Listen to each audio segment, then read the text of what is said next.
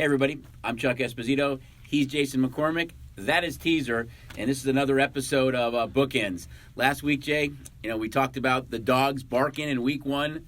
He was a little quiet last week, but we educated the guests on teasers, and guess what? Most of the teasers came in. I think just about all of the teasers came in. We didn't get very many underdogs in week two. I think the Raiders were our only underdog. If you take out that Rams, maybe the Eagles, Rams, yeah. Rams Eagles was Eagles a favorite, moved to Rams to favorite, and then back to the Eagles to favorite. But if we throw that game out, I think we're 15-1 with the favorites winning their games. So a lot of people cash in their money line parlays. Right. A lot of people cash in their teasers, and we said it going into the week. It was going to be a tough week if we didn't get one of those underdogs, and sure enough, couldn't happen. Yeah, for me, I kind of like it when teasers barking a little bit, but he was a little too quiet for our liking from our side of the counter. But as you said, a lot of people cashing tickets. Really good weekend for the bettors. We're going to turn to week three right now, and we're going to touch on probably a half dozen of the best games of the week. I think the first one is really that Raiders-Patriots game. It's an early game. Raiders come off that huge win on Monday Night Football. The new stadium, the hype, the atmosphere. It was crazy. It was so cool. Just I wish we could have been there. But the Raiders played well. I think you look at Waller at tight end, Jacobs at running back. Those young receivers of Edwards and Ruggs haven't really kind of taken off yet. But offensively, they look like a much better team. They come off that emotional win. They have to travel across country to play the Patriots. Although the Patriots lost on Sunday night, I thought Cam Newton looked pretty good in that game. He had over 300 yards passing. He looked kind of like the Cam of old. I think it's a big test for the Raiders flying back across country on Sunday morning. I mean, obviously a huge win. They didn't look good to start. Breeze and the Saints looked really, really good. Obviously without Michael Thomas. I think as the game went on, Drew Brees kind of looked human. Wasn't superhuman in the game. Bad interception. Saints had a lot of bad penalties, a lot of key penalties on third downs. They've actually had over 100 yards in penalties, both game one and game two, so they're one of the most penalized teams in the league right now. But Derek Carr was exceptional on third down, and obviously we saw Waller go off, and we talked about it 2 weeks ago that you're going to know Darren Waller's name by the end of this season. He's going to be up there with the Kittles and Kelseys from a top tight end of the league standpoint. Right. Tough spot here, a huge emotional win for the Raiders. Now going to New England after what they have to feel kind of blew an opportunity to beat Seattle in Seattle. Played really, really well. We talked about how good we think this Seattle offense is and how unstoppable Russell Wilson is, and he showed it again, and yet the Patriots were able to stay in that game. So the Patriots are a 6-point favorite here over the Raiders. I think that this is going to be a big game, and we'll see if the Raiders can do it again on the road. Right. I mean, I like their offense, too. Defensively, they're still giving up some points. I think you were kind of kind to Drew Brees. I think you look at Brees and Rivers and Brady, they're all showing a little bit of that age, I think, so far. Still looking for those guys to kind of get untracked. Well, you just wonder how much Michael Thomas is his guy. It is, his 100-plus reception receiver. He just didn't look comfortable in the pocket, though. He didn't look like that same Drew Brees. He wasn't stepping up a lot. He was throwing off his back foot. He just looked uncomfortable to me. But we'll see if he can find it this week against the Packers. Now a big NFC game we're going to jump in, and that's the Bears and Falcons. Bears are 2-0. Both games have been ugly. The opposition has had the ball inside the 20 with the last 30 seconds to go and had chances to win. DeAndre Swift drops the ball against Detroit. They probably should have lost. And I'm not sure how the Giants were even back in that game. Santos misses the 50-yard field goal, gives the Giants great field position. They almost come down and win that game. Atlanta, 0-2. They just find ways to lose. I mean, you look at the numbers they put up in week one. A lot of it was in garbage time, coming back against Seattle. And that hands team and the onside kick, I mean, Arthur Blank said it's obvious our hands team didn't know the rules of an onside kick. That's hard to believe in this league, especially now when no teams are able to get that running start or recover onside kicks. The success rate is really, really low. Bears 2-0, Falcons 0-2. Julio's a little bit banged up. They can score offensively. I think kind of a big road test for the Bears. This number's hovered around 3. It wouldn't surprise me to see it drop maybe a little bit by kickoff. Yeah, and you look at the Bears kind of made the big comeback against the Lions, and then were able to face the Giants, after Barkley goes out with the injury. So Barkley, Shepard, they were playing really down. Potentially that game. two of the softer opponents that they've been able to get to 2-0 record, and obviously Atlanta has faced two NFC juggernauts in the Cowboys and Seahawks. The Seahawks. And now they stormed out to that huge lead and then allowed Dallas to come back in. And we saw a huge move on the Falcons this week. A lot of money on the Falcons in that game with all the guys on IR for Dallas. But yeah, this is a matchup that could be troublesome for the Bears, especially if Jones finds a way to get that hamstring healthy by game time. Ridley's been somewhat unstoppable. Gage, too. They really have three receivers that have played so well, and although they lost Austin Hooper, Hayden Hurst has stepped right in and really added another piece to that offense for Matt Ryan. Yeah, and that's the key. Matt Ryan is obviously Jones and Stafford have their weapons, but Matt Ryan in this offense put it at another level, and going on the road to Atlanta is never an easy place to play, even without the fans. Although they have given up a lot of points defensively in 2 weeks now, over 30 points to both Seattle and Dallas. So if you're looking at Mitchell Trubisky and that Bears offense, they haven't scored a lot. This is a game they're going to have to score some points, I think, to stay in the game. But kind of an interesting matchup for both teams. Atlanta goes to 0-3. You might hear that chatter again about Quinn, and if the Bears go to 3-0, maybe they're a little bit better than we thought they were when the season started. And the next game, I think you can make a case that this might be the game of the week, not including the primetime games, and that's the 2-0 Rams against the 2-0 Bills. The Rams look eerily similar to what we saw 2 years ago when they played on that first Sunday in February, although they lost that game. Goff looks to be a lot more comfortable right now. Robert Woods is involved. Tyler Higbee at tight end. Defensively, man, with Aaron Donald and Jalen Ramsey, they are just stout. And now they're playing against the Bills team that offense, he's thrown for over 300 yards, Josh Allen, in both games. You added Zach Moss at running back, Stephon Diggs, Cole Beasley, and John Brown. They've got some weapons around Josh Allen and a really good defense. I think this is a great game. The Rams are a little under a field goal underdog in this game. We'll see if teaser's barking about this one. But to me, this is the marquee Sunday game. Yeah, this is the morning game that you kind of got circled with both of them being 2-0. Again, I wonder the same thing here about the Bills. We've seen them have success. However, that success was against the Jets and the Dolphins, and you wonder, can they parlay that and do that against a Ram team that I is the word parlay in there. That's played the Eagles and obviously the Cowboys.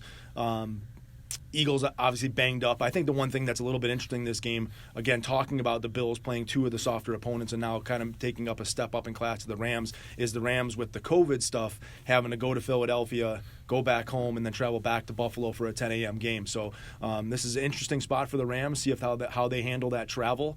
But we'll see if Buffalo's for real and if Josh Allen's for real in this matchup. They've looked so good the first couple of weeks. I mean, I like Allen. I kind of like his moxie and that confidence. I mean, he goes back to that Thanksgiving game against Dallas last year when he had that big play on fourth down, when he fumbled the ball, picked it up, and dove over the pile. I think he gained the team's respect, but I think it's a big test for both these two teams. John Brown's been fantastic for them. Diggs has done his job. They've got the two-headed monster at running back. I think from the Rams standpoint, we've seen 2 weeks now where they've had kind of a different superstar take over. We saw Higbee have the big game and 3 touchdowns in week 2. We saw Malcolm Brown really dominate the running game in week Brown, 1. Akers, they've got 3 running backs. If they're going to get talented. Malcolm Brown, I mean, it looks like he's going to play. Could be a lot of Henderson here in this week. And again, we'll see if Woods or those receivers step up. Like I said, the Rams have kind of come with a different game plan each week, and they've got the weapons to do that. Right. Both Woods and Cooper Kupp have been a little bit quiet. It's really been on the ground and Higbee, but they do have some weapons as well. Now we're going to look at what I think is the best late game of the day, and that's the Seahawks and Cowboys. Cowboys should be 0-2. They're lucky they're 1-1. Seahawks are 2-0. Offensively, they are just unbelievable. I mean, there's a lot of talk now that Russell Wilson is the betting favorite for MVP, and he should be. I mean, geez, that guy is just unbelievable. He's so creative. He doesn't miss. You look at his completion ratio, it's unbelievable. DK Metcalf is a star right now. He toyed with the Defensive Player of the Year, Gilmore, in that game, and just outplayed him. You've got just a talented team. You've got Lockett on the other side. Carson's playing well. Defensively, though, I worry about them a little bit. Their best pass rusher, Bruce Irvin, tore his ACL. He's out for the year right now. And a Cowboy team that has a lot of weapons. We know that, you've got Elliott, you've got Prescott, you've got Lamb, Gallup, and Cooper. They've been kind of underachieving a little bit. They had to come back in that game and really exercise all of that offense. I think there's a little value on the Cowboys this week getting points because I think defensively they're a little bit better. But under Dak Prescott the last 2 years, they have not been good on the road, and they have not been good against teams that had winning records, and this is the case. But I think it's a great afternoon game. It's a great matchup, and I think it's one of those matchups who has the ball last. I mean, the fact that these quarterbacks have just been scoring like crazy. Dak Prescott, that offense puts up 40. You said it. These teams have all the weapons in the world. This game can go Offensively, it's a great prop game. And you're not going up to Seattle and playing, in that 12th man. It was actually Sunday night in the Patriots when they were pumping in that sound. I'm like, where's that sound? It was a fraction of what it could be. They're able to pump in a little of the audio, but you're not getting the full blown. But again, what a great matchup. It's got a really, really high total, as expected, because you just expect these offenses to go up and down the field on each other. It's tough on some of these big games for us to keep it under. I mean, we look at games so many times that look like it's dead under, and just the scoring happens late. And with these two teams, you're right. It might be the team that has the ball last. I think it's a much bigger game, though, for Dallas, because McCarthy had a questionable call. He didn't go for the field goal against the Rams. He chose to go for 2 against Atlanta, which almost put him in a bad spot. I don't think he's made great decisions. They got lucky to win that game. At 0-2, there would have been some problems with Jerry Jones in Dallas. The NFC West, every game is a big game because there's nobody that's lost a game in the NFC West. They're really good. All 4 teams are 2-0. Well, the Niners are 1-1. They lost to the Cardinals. But I mean, it's going to be important. That Cardinals, Rams, and Seahawks are kind of battling it out, and they're sitting in a good situation. Obviously, the Cardinals a 6-point favorite over the Lions, and so the Seahawks are going to be in a battle to win that division. Now we're going to touch on the 2 primetime games. I know that there's a few teams in the NFC, like Seattle especially, might have something to say about this, but you look at the game Sunday night. It's the Green Bay Packers and the New Orleans Saints. You can make a case that this could be a preview, although it's only week 3, of what we might be seeing in the NFC Championship game. The Saints did lose that game to the Raiders. Michael Thomas probably won't play in this game. Devontae Adams is a little bit banged up. Packers come into this game 2-0. Rodgers 5 touchdowns week 1. Aaron Jones had the big game in week 2. Rodgers definitely has that chip on his shoulder. He's got MVS now in the mix. He's got Lazard. He's got some other guys, young receivers. Devontae Adams is his guy, like Michael Thomas is Breeze's guy. But I think this is a great game on Sunday Night Football. And again, I know it's early, but this easily could be a preview of what we see in late January. Yeah, Rodgers and the Packers were able to actually embarrass 2 divisional opponents in the Lions and Vikings in their 2 matchups. So Aaron Jones running the ball the way he is and catching the ball in the backfield, and now you add that aspect to what Rodgers can do with going down the field. And I think the big thing for the Packers is, again, that defense. We talked about, they've always had that threat on offense, but they were never able to really stop anybody. Right. And now they're getting those key stops again against 2 softer potential opponents. The Vikings. They did trail Detroit by double digits and ended up ultimately winning that game. But again, this Saints team, again, a big Monday night, a tough. We talked about the 3 teams that were opening new stadiums. The Raiders opening a new stadium, the Rams opening a new stadium, and the Chargers opening that same new stadium. And all 3 of those teams played really, really well. 2 of the 3 won outright, and all 3 covered. The Chargers, they almost they almost knocked off the Chiefs in that game, and no one expected that, as they were a 9-point underdog and they lose their quarterback in warm-ups. So again, that playing in a new stadium maybe is something to put in the memory banks for when a new stadium opens here anytime in the near future. That a home opener is a great spot for that home team. Unless you're Anthony Lynn and you want to kick the ball to Patrick Mahomes, but in overtime. But just had to throw that out there. But no, it's another game. That Packers Saints is another game with. How do you keep these games under? It just looks like an over game that these teams are going to go up and down the field on each other, and it's got to come down to some penalty calls or some bad turnovers or something like that that decides the game. Well, we mentioned it earlier, but when you say penalty calls, again, the team that's the most penalized team in the NFC right now is the Saints. That's kind of uncharacteristic for a Sean Payton team. They seem a little bit uncharacteristic with all the penalties and kind of putting themselves in a bad position. And if Michael Thomas doesn't play, they need to stay away from those penalties because it'll hurt against a team like Green Bay. But it's a great matchup. Oh, yeah, the king of taking care of the offsides. Oh, Rodgers. He'll go deep on you every time. He definitely will. Now the Monday night game, which is, it's week 3, and we've got Chiefs-Ravens on Monday Night Football. It's phenomenal. I know we talked about it a few weeks ago, like, depending on what happened through the first couple of weeks, what would the number be here? I think both teams have looked good, but I think the Ravens have looked a little bit better. I think Lamar Jackson has even become more of a pocket passer. He gets Mark Andrews involved. He gets Malcolm Hollywood Brown involved, or Marquise Hollywood Brown. They look so good. Those running backs, Dobbins, Edwards, Ingram, and defensively, they are much better. And it might come down to maybe a guy by the name of Tucker or a guy by the name of the Chiefs kicker. Well, Harrison Butker. Butker, right? Yeah, hit two both 58-yarders to beat that Chargers. So yeah, again, it's a tale of who's going to have both those kickers. I mean, yeah, tale of potentially who's going to have the ball last. Obviously, they have a common opponent already this year, so you can look at the Chiefs knocked off the Texans. I think it was 34-20, right. And then 33-16. Poor Texans, right? What a way to start this week. So I mean, they both kind of beat up on the Texans. It's an incredible matchup this early in the How do we keep this one under? Yeah, no, right. They're going to have the ball go back and forth. I think you're right that the Ravens have looked a little bit more dominant. I think all you can look at is this past game where the Chiefs didn't have a ton of success against that Charger defense. Were able to come back late and win that game, and I think that's what is the reason why we're seeing 3.5 on the Ravens is just people remember what they saw last. Right. All we've seen is the Ravens dominate, and maybe the Chiefs, slow down a little bit. But we talked about it last week that this was a classic look-ahead situation. Oh, yeah.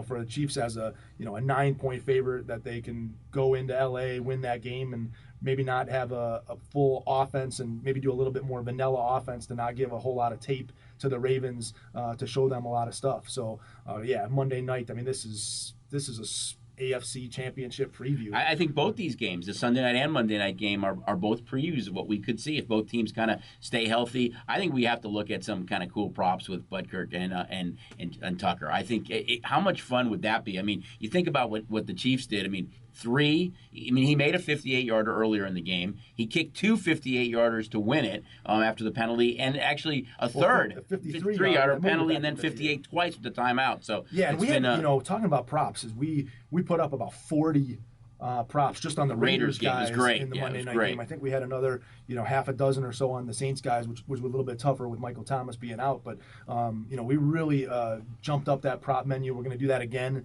this week on the Raiders games, add a lot of props for the Raiders-Patriot game, and we'll do the same for the Monday night game as well. So, obviously, there's no lack of offensive superstars on both these teams, so it should be a lot of fun having all those props. Just real quick, in case anybody's like, what exactly are props? They really are the game within the game, where maybe you don't like one of the two sides, but you like a specific player to gain over a certain amount of yards or get over a certain amount of receptions or touchdowns, kind of similar to what we do for that big game in February. There's so many props on the Super Bowl. We've kind of piggybacked off that and done it with the Golden Knights in hockey, and now we're doing the same thing with kind of the primetime games or when the Raiders play. Yeah, and we're really looking at, even basketball, hockey, and a lot of the football, looking at certain players and how many yards they're going to have rushing or receiving or passing, or will they score goals, or how many points they're going to score, or how many rebounds they're going to have. So really, we've expanded that prop menu greatly, and it's on the app and over the counter. Just look under your sport category, and you'll find the prop section. And we've kind of touched on pro football now, guys, and this is kind of the biggest week we've had so far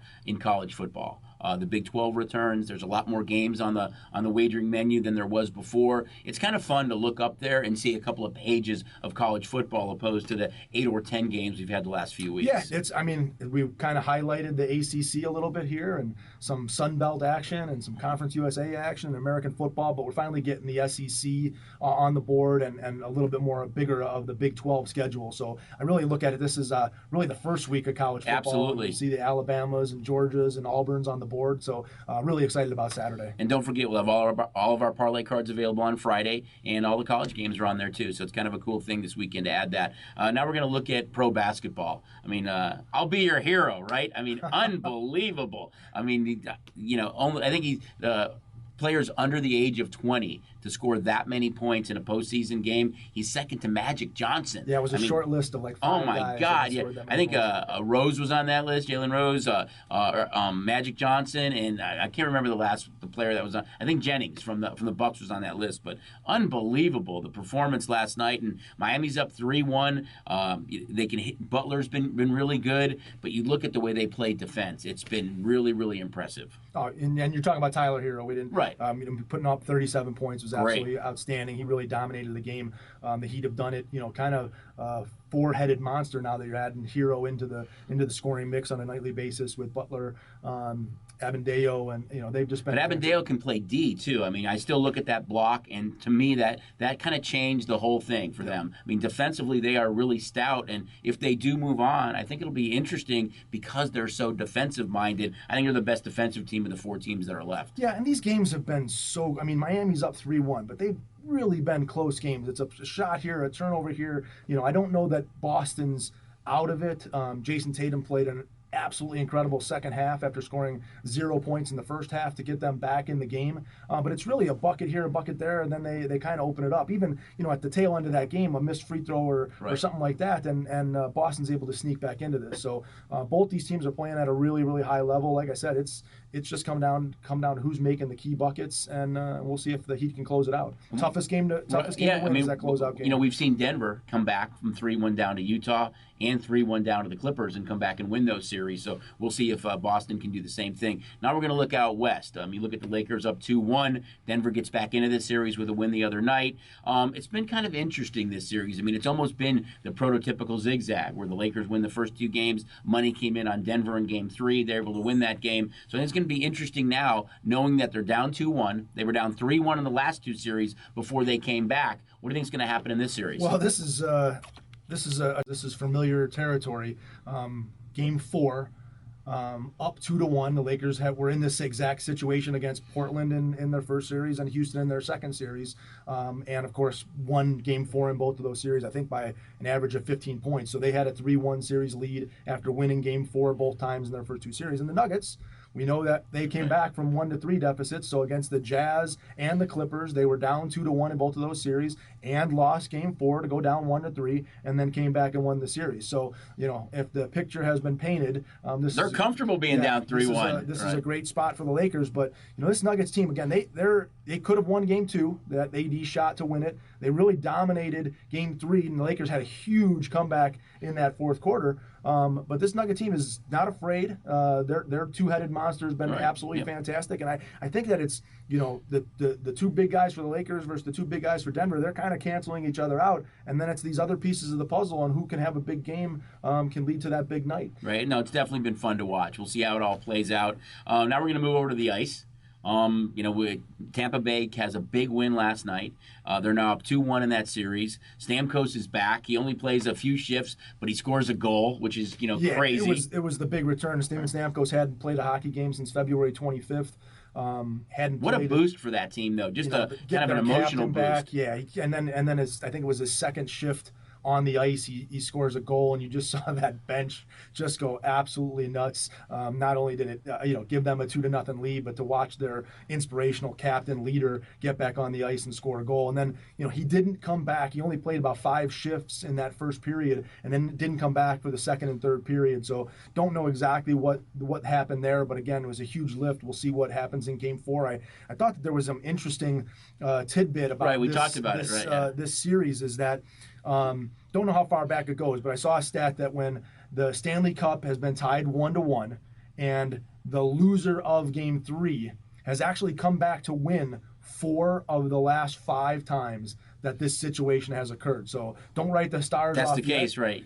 I think that the momentum is clearly on the side of Tampa with winning 2 straight, and I thought that, again, from that first game, the game that the Stars won, was a bad spot for the Lightning, and the fact that Dallas had 2 days of rest. The Lightning had only had 1 day of rest with the way the series had worked out. So Stars were in a great spot in that Game 1, and now have lost the back-to-back. So the Lightning have the momentum. They might be the better team, but can't count the Stars out. Well, I think when you look at the Lightning last year, they had the most points, and they got beat in the first round of the playoffs. This year, only they were second, only to Boston with the most points in the Eastern Conference. So I think there's a lot of pressure on that team. I think we talked about them as this kind of Eastern Conference juggernaut under Cooper, who this current group had never won a cup yet. So, they're a very talented team. Getting Stamkos back is big. It was kind of a strange game for Dallas because their MO is more dump and chase, play really good defense, low-scoring games. To give up that many goals, I think they bounce back. I still think this is going to be a really good series, but I agree with you. The momentum's with Tampa right now. Yeah, and Hedman has been the other big key for Tampa. He's a beast, he scored his 10th goal as a defenseman last night, and I think in a single playoff series, like the record is 11 or 12 goals in the history of the NHL playoff format. So Hedman's up there and with a chance to set some records from a defenseman scoring standpoint. And Kucherov, I think, has now scored 30 points in a playoff a Stanley Cup playoff series, and I think that's up there with records. So the Tampa Bay is doing some good things, and they have some guys setting some personal records as they're moving forward. On the flip side, I think Dallas really needs Tyler Sagan to get going. I mean, they really need him to get going and to help Jamie Benn and to have another weapon on offense. And he's been really quiet in the postseason so far. Now we're going to look at a sport that's on the cusp of the postseason, and that's baseball. Next week we'll get the that first format to start the 3-game series that whoever has the better record is at home. All 3 games in the best of 3 are in the home ballpark. It's an expanded playoff format now, first time in baseball. Kind of interesting to watch all these divisions. A lot of teams have clinched, but in both leagues we have teams that are kind of jockeying for one of those 2 kind of wild card spots. Oh, this is, we've got 4 days left. Sunday's the last day of the regular season.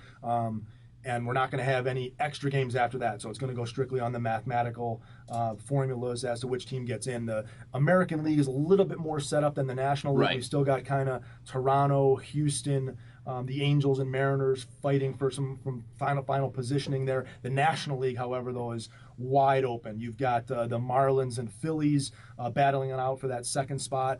Even the Mets still have an outside chance. In the Central, the Reds, Cardinals, and Brewers are still all battling it out. And then you've still got behind the Cubs. Yeah, the Cubs, well, right? but I mean, they're still battling for a wild clinched. card. Right. And then you've got the Giants with still the possibility of a wild card coming out west. So these last 3 to 4 days are going to be absolutely huge. And then this playoff format is going to be absolutely fantastic. You've got really a chance for underdogs to potentially steal some series when you go to 3-game and 5-game series with pitching matchups. And then we'll see these teams move into a playoff bubble. We'll be in San Diego and Los Angeles with the American League teams, and Houston and Texas right. with the National League teams, and then we'll see the World Series in Texas. And just kind of previewing a World Series in Texas and some of the National League games in Texas. Something to look at is the amount of home runs that have been hitting that Globe Life Stadium in Texas. It's the Texas Rangers, I believe, have only hit 19 home runs at home, and they're 36 or 37 home runs on the road. Their pitching staff is one of the worst in baseball and has not given up that many home runs at home. So that ballpark it's definitely a pitcher's ballpark. Right. And when we talk about the teams that are favorites to win the World Series, and the Dodgers or the Yankees or the Padres or the Braves, those are all the White Sox. Those are all pretty proficient home run hitting teams. Right. So it's going to be interesting how that ballpark plays out as we go into the playoffs. Yeah, I think it's fun. I think the biggest thing is going to be is that first playoff series. That how will it play out when it's all 3 games in the same ballpark? Usually a best of 3 in any sport. You're going to kind of ping pong back and forth between home stadiums where each team at least gets a home game. This isn't the case. So I'm anxious to see if it's a huge advantage or not for the team that's playing at home. I think it's just I'm actually excited about the 8-team in each division format. Right. It's great. It'll be interesting to see how this goes for baseball and if it's something that they continue to push on. And we do have a couple, really just one change as we go into the postseason. With the extra innings, we won't have a guy starting on second base right. the way we've had in the regular season. We're still going to have the DH in both leagues, so we won't see the National League switch back to the I'm not a big pitchers DH fan of the National League. Batting in their National League format, so we'll stick with the DH. However, when we do hit extra innings, we won't start with a man on second base. So, that actually has been a pretty big scoring boost to a lot of these games when you look at over-unders from that standpoint. There's been a lot of runs scored in extra innings with those extra guys getting put on base. So it's a lot of fun. I mean, as both the NBA and NHL start to wind down, we've got MLB postseason starting next week, gang, so that's going to be really cool. We've kind of talked about all the leagues and things that are going on right now. Last week we gave you guys a brief kind of education on teasers and kind of how they work.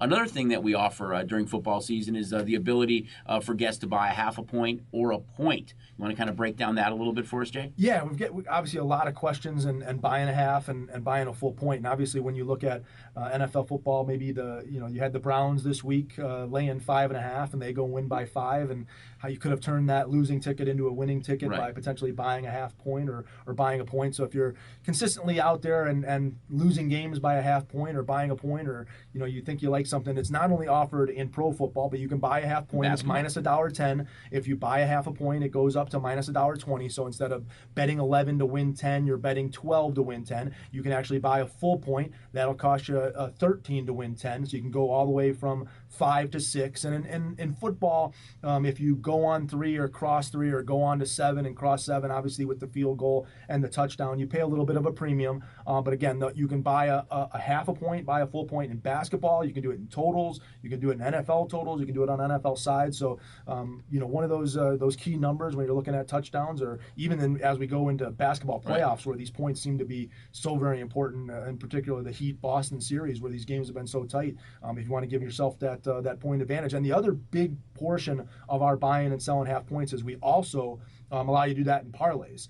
So when you're looking at the app, there's that section that says buy points. Just click on that. It'll let you get the option to buy a half a point or buy a full point, and you can add that in your parlays, and we wish you luck. Definitely cool, guys. So as Jason mentioned, don't forget with the app, sign up for STN Mobile right now with everything going on. You've got both the NBA and NHL postseasons, their seasons winding down, baseball playoffs starting, all the football that we've talked about, of course, college football back. What a great time they have the STN Mobile app. Guys, he's Jason McCormick. I'm Chuck Esposito. This is Teaser. He was a good boy. He was a little quiet last week. He wasn't barking too much. This is Bookends. We'll see you next week.